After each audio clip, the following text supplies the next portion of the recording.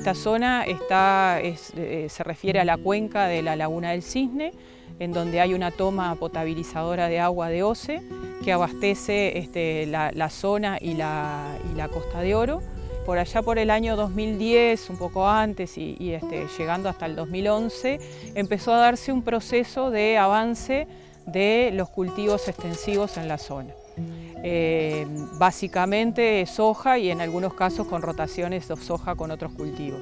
Obviamente ese cultivo venía asociado al paquete de aplicaciones de agroquímicos y de los modos de aplicación asociados justamente a los llamados mosquitos por los vecinos acá en la zona. Estamos en realidad el paraje se llama Piedra del Toro, pero nosotros llamamos Estación Sosa Díaz. Aquí, en este preciso lugar, estás a unos 3 kilómetros de la Ruta 11. Al fondo tenemos la Laguna del Cisne y es un área rural. Primero se plantó trigo, también hubo temas con el trigo, ¿no? Por las fumigaciones, la quema del campo después que cosecharon y luego vinieron a plantar soja. Y acá en la zona se llama Piedra del Toro, le da nombre a la zona por el arroyo. Después tenemos a 1,5 kilómetros la estación de Sosa Díaz. Nosotros criamos ganado porque hacemos queso, hago manteca, hago todo, necesito las vacas lecheras porque hago todo con la leche. Queso ricota, queso común, la manteca, todo. Y a los año y medio, 2 años de que empezaron a comenzar a plantar soja, empecé a tener problemas con aborto de los animales y mortandad. Estamos acá en el establecimiento Piedra del Toro, que está ubicado en el camino Sosa Díaz, a 1 kilómetro de la Ruta 87. Hoy nos dedicamos junto con mi marido y bueno, mi familia, porque mis hijos ayudan, a la ganadería. La idea es hacer invernada y recría, pero bueno, empezamos comprando pocos bichos para invernar. Teníamos que hacer muchos arreglos de alambrado, es decir, los primeros meses nos dedicamos sobre todo a la mejora de las instalaciones. Yo soy parte de lo que hoy es el Centro Cultural Laguna del Cisne, o Espacio Cultural Laguna del Cisne, que tuvo muchas etapas. Nosotros nos vinimos en el 2013 para acá y a los 2 meses lo que era un colectivo de unas 6 personas empezó a generarse algunas dificultades por distintos temas, pero uno de los principales fue que teníamos la soja muy cerca.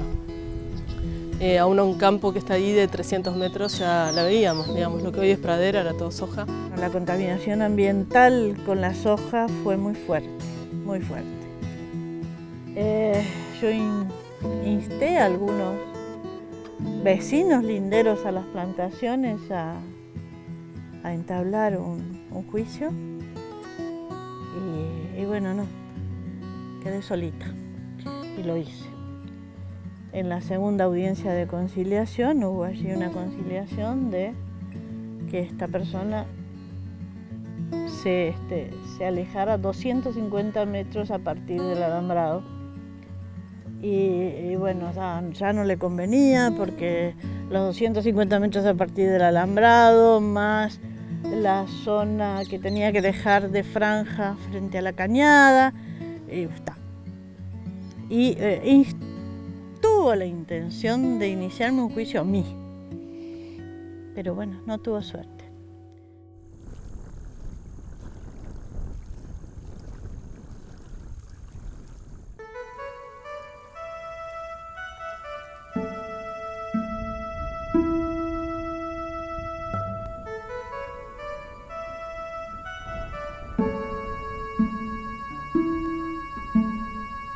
Pasaba que estaban los mosquitos, que son como los tractores grandes, ¿no? los que fumigan, en cualquier horario y a cualquier hora, y aún yendo un grupo de vecinos a decirle u otro, continuaban, o directamente planteaban que los que estábamos equivocados éramos los que vivíamos en la zona rural, ¿no? Como que eso tenía que habilitarse y punto. Y así fue como un periodo largo eso. Hasta el 2015. Eso empezó a generar conflictos entre la defensa del agua para consumo humano y del ecosistema y del hábitat del lugar y el sistema de producción. Ese conflicto se metió en la agenda de las autoridades, tanto municipales, departamentales y nacionales, y a raíz de eso, bueno, empezó a sesionar en noviembre del 2014 la Comisión de Cuenca de Laguna del Cisne, donde ahí hay presencia de las organizaciones civiles, de la institucionalidad pública también. Hasta ese momento de la ley había discusiones muy grandes de mucha cantidad de gente, o en el Club Pinamar, o en Ajupenco, o acá, o también la de Chinchilla. Y hasta el 2015 eran muy grandes, eran de discusión muy fuerte, porque había de querer quemar llantas en la ruta, cualquier cosa, y de decisiones de gente de irse muchas. Empezó a verse que bueno, la forma de salvaguardar y de tanto el tema del agua como los sistemas productivos y los vecinos de la zona era generar medidas cautelares que pusieran un marco de acción a lo que se podía hacer y cómo se debía de trabajar y vivir en esta zona. Cuando se empieza a delinear la ley, ahí como en 2015, ahí recién como que nosotros nos animamos a plantearnos quedarnos, ¿no? Cuando yo me enteré de las cautelares, la verdad que justamente la zona que más que aprovecha el ganado del pasto más verde, que está mejor, está contra la margen de los arroyos. Entonces fue algo bastante chocante, fue algo que realmente empezamos a pensar en mirar para otro lado y emigrar, porque la verdad que se nos complicaba y nos habíamos enojado bastante por el tema de que el campo es tuyo y no lo es, te sentís así, que no podés usar tu campo como vos quieras, como que te limita. Obviamente esos primeros meses fueron de mucha efervescencia y de mucho diálogo para tratar de justamente alivianar esa sensación de conflicto que había. En la medida que empezamos a aterrizar en los predios, donde empezamos a dialogar uno contra otro, digamos, y no en asambleas o talleres, la gente empezó como a entender cuál era el proceso y sobre todo empezó a identificar que este proceso generaba más oportunidades que conflicto con la producción. Después, cuando comenzó la Agencia de Desarrollo a visitarme, empezaron a plantearme posibilidades que podía hacer dentro de esos 20 metros para hacerlos productivos. Trabajé por una empresa muy grande, sobre todo en el norte, durante 17 años y hace un tiempo quería como un poco abrirme y estaba hace un tiempo buscando campo para comprar. Me nombraron en este lugar, me pareció un poco raro la ubicación, cerca de Salinas. Al principio no iba a venir a verlo, lo terminé viniendo a ver y me llamó la atención los buenos campos que había acá. Nos encantó el lugar y decidimos comprarlo y ahí justo surgió que estábamos dentro de una cuenca, de una cuenca área protegida de Laguna del Cisne. Que bueno, con un montón de medidas que yo nunca había escuchado hablar, bueno, empecé a interiorizarnos y bueno, ahí fue que nos enteramos que era como una zona, para mí una oportunidad buena de producir algo distinto, pero como que las cosas venían como muy complicadas por distintos motivos que estaban pasando, por distintos intereses. Lo que indica la norma es que no hay prohibiciones de ningún principio activo ni de ningún cultivo. O sea, se puede hacer dentro de lo que se venía haciendo lo mismo. Lo que sí, la norma genera un marco de acción para que esos procesos sean más sostenibles. Todo lo que tiene que ver con la aplicación de agroquímicos debiera de hacerse en el marco de los principios activos, las dosis, los tipos de aplicación, los modos de aplicación que están permitidos en la norma nacional que refiere al Ministerio de Ganadería. Obviamente se puede seguir haciendo soja, pero lo ideal sería que se hiciera en un marco de rotaciones con otros cultivos o, por ejemplo, con cultivos más duraderos, como puede ser una pradera, en sistemas asociados con ganadería, por ejemplo. Eso es lo que se intenta.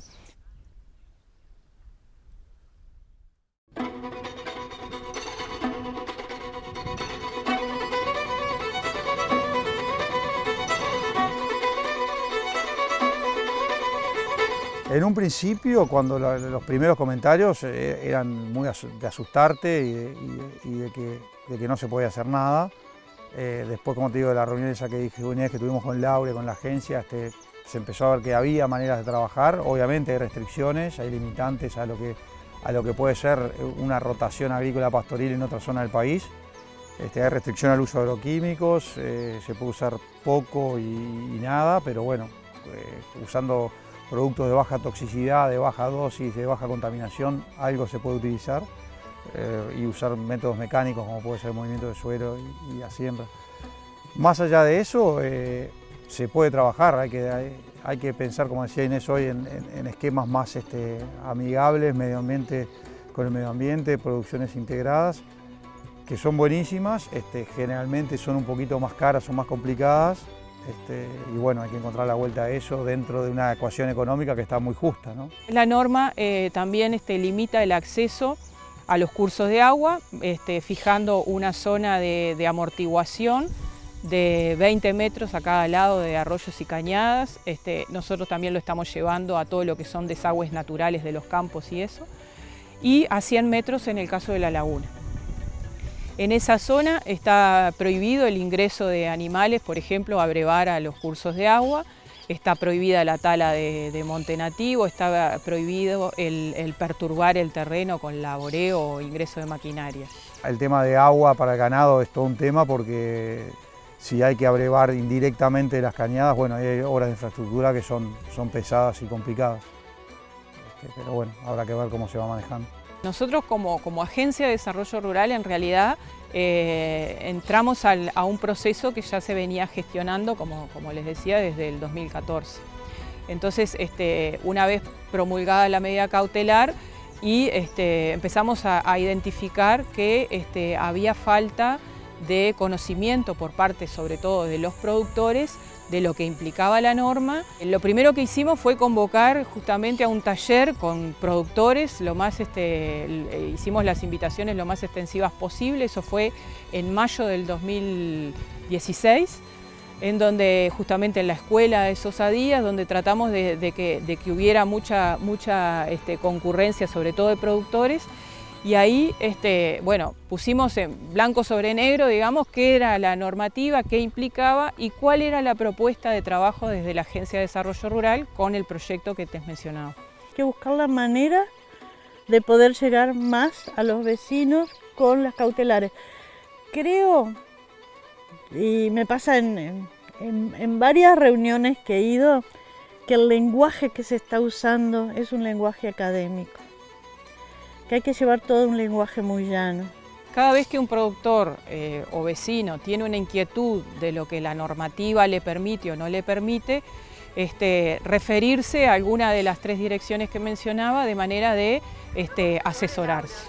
Entonces, en ese proceso lo que hacemos es, a demanda de quien nos contacta, es visitar el padrón, el predio, hacer lo que te decía, un relevamiento y un diagnóstico compartido con la familia y a partir de ahí ir generando como autorizaciones a hacer determinadas cosas. Y bueno, en la parte de la ganadería, cuando vino la Agencia de Desarrollo, me plantearon de hacer un pastoreo racional, en el cual me proporcionaron lo que son las varillas para poner eléctrico, mediante eléctrico, haciendo pastoreo en franjas, y me proporcionaron semillas de lotus rincón y trébol blanco, en el cual lo sembramos como nos fueron diciendo y la verdad que dio buen resultado. Si las condiciones climáticas favorecen, buena comida para el invierno irán a tener también.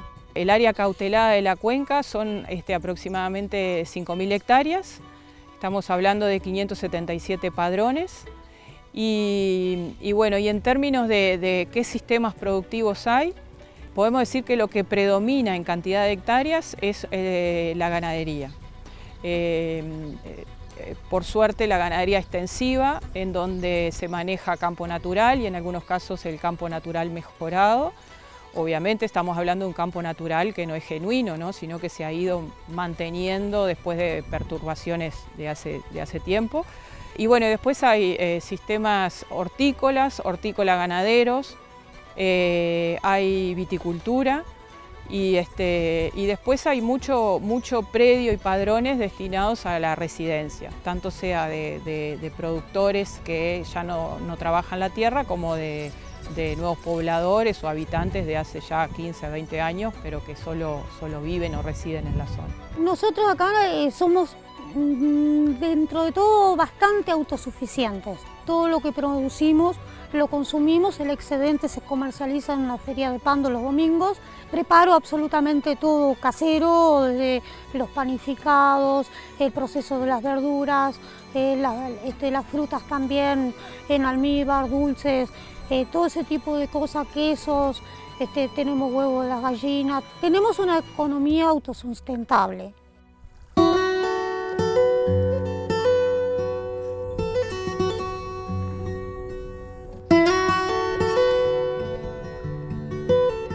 Ellos mismos en esos ámbitos de discusión, de diálogo y de generación de propuestas fueron interrelacionando y aprendiendo uno de otros, o sea, viendo que, por ejemplo, uno necesitaba alfalfa y había productores que plantaban alfalfa, eran vecinos y no se conocían.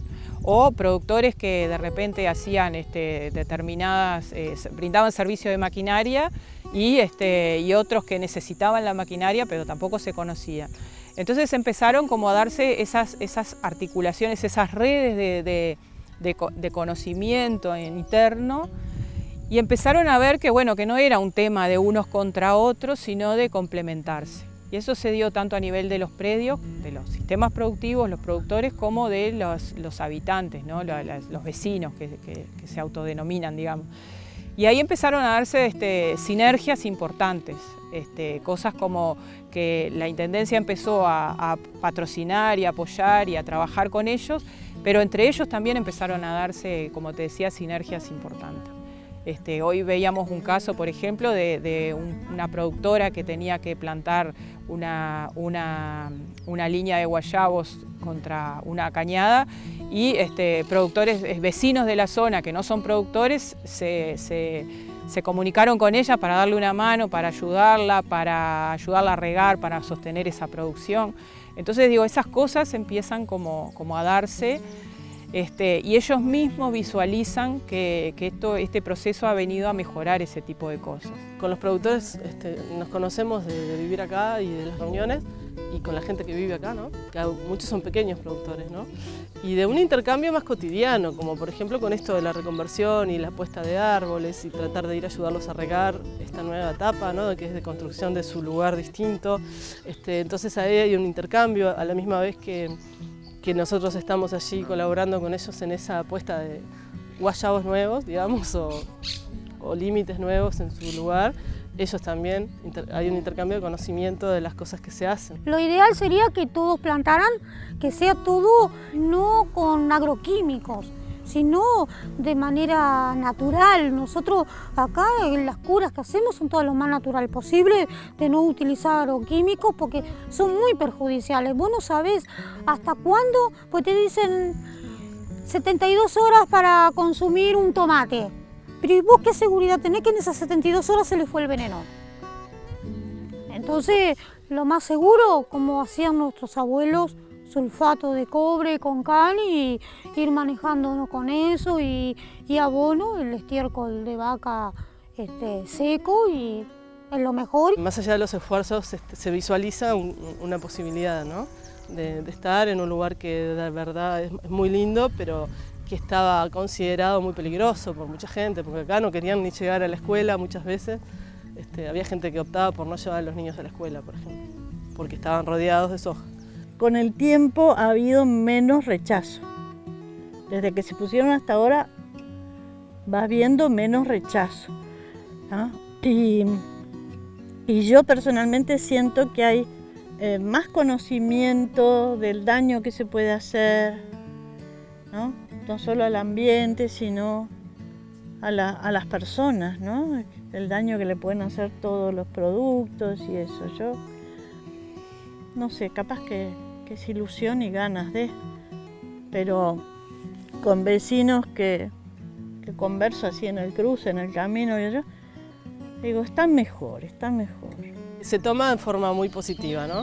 Porque en realidad, si bien todavía hay desconocimiento en algunos lugares de la zona, para los que estábamos en el tema ya fue un cambio muy radical porque los propietarios que estaban fumigando realmente te lo decían con total propiedad que lo podían hacer, ¿no?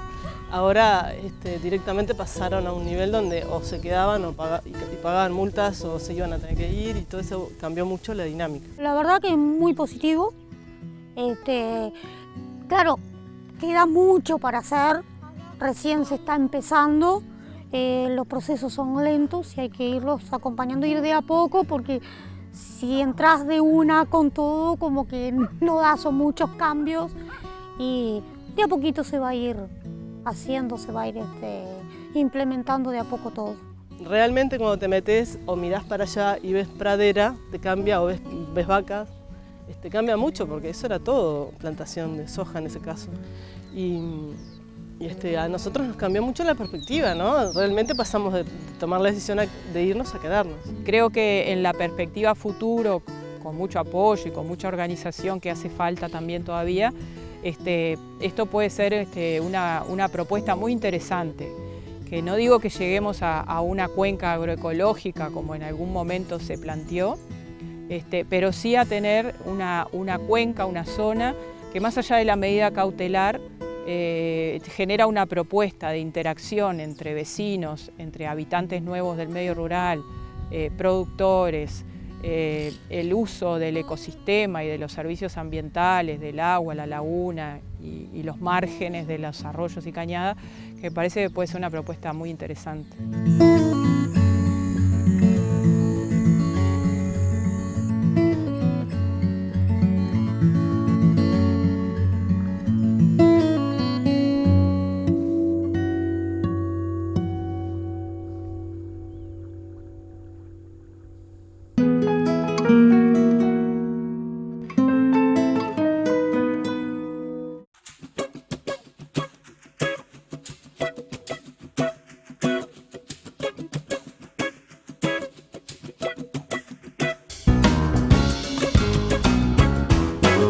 Año a año, el Complejo Cultural Politeama, Teatro Atahualpa del Chiopo, crea nuevas instancias de acercamiento al teatro para los más pequeños. Este año se están llevando adelante jornadas de visitas guiadas para niños y niñas de las escuelas rurales y de tiempo completo de Canelones. El equipo de enfoque regional participó de una de las instancias donde más de 100 chicos tuvieron la oportunidad de conocer por dentro cómo es el teatro y además disfrutar de una excelente obra de teatro pensada para ellos. Retomamos una vieja aspiración que cumplimos el año pasado con otro formato. Y este año con un formato de 4 compañías de teatro brindando espectáculos de primer nivel, estamos recibiendo a la mayoría de las escuelas rurales del departamento. ¿Por qué esto? Porque si bien años anteriores nosotros trabajábamos con la formación de públicos, el acercar niños al Teatro Politeama para que disfrutaran de un espectáculo, para que disfrutaran de una visita guiada, este año centramos especialmente en aquellas escuelas que están un poco más alejados de la capital departamental, que están en las zonas rurales, y que en general nosotros creemos que son las que tienen mayor dificultad de movimiento y de acercarse a centros culturales como es el Politeama. Por eso es la invitación en este caso, tenemos previsto un ciclo de estas visitas guiadas y queremos que los niños disfruten y puedan participar de lo que hace el Politeama.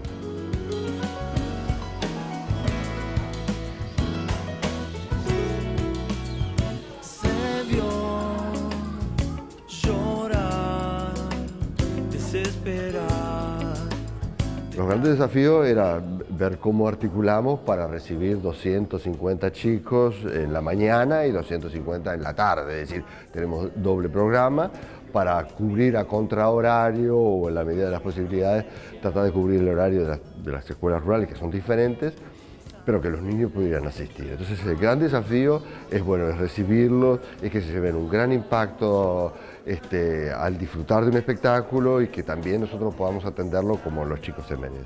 La mayoría, dentro de una euforia, una vez visto el espectáculo y cuando se van, Es decir, en realidad ellos se despiden como si fuéramos amigos de siempre, y eso nos enorgullece muchísimo porque sabemos que ese recuerdo les va a perdurar a los chicos, y que bueno, que cuando sean adolescentes o cuando sean mayores no van a tener ningún prurito en entrar a un espacio que no conozcan, porque de alguna manera el teatro ofrece eso, es decir, la posibilidad de que ya entraron, de que ya disfrutaron de un espectáculo, y estamos segurísimos que les va a gustar mucho.